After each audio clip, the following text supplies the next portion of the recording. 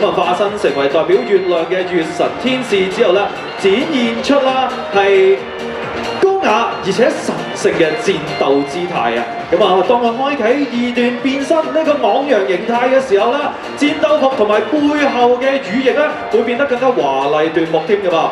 咁啊，大家咧陣間就要留意一下啦，喺表演當中係啦，會唔會展現出佢強大嘅星月魔法力量啦？喺呢個時候，俾熱烈嘅掌聲，我哋5號 cosplayer 普天星光。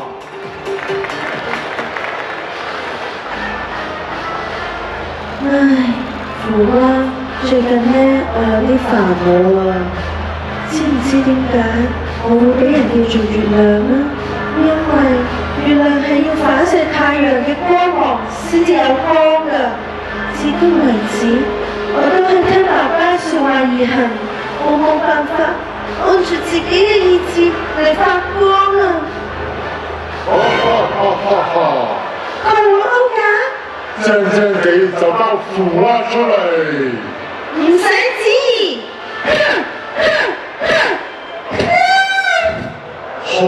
睇到未啊？呢啲就係壓倒性嘅力量啊！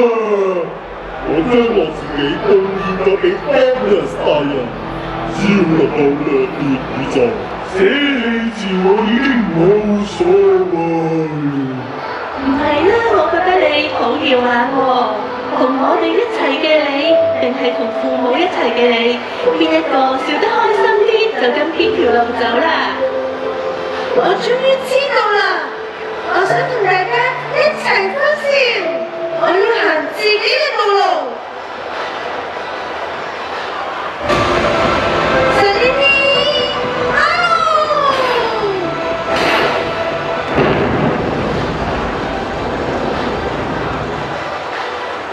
哇！你俾啲掌聲，普天星光，演繹到月神天使啦，嗰種璀璨月光嚟淨化我。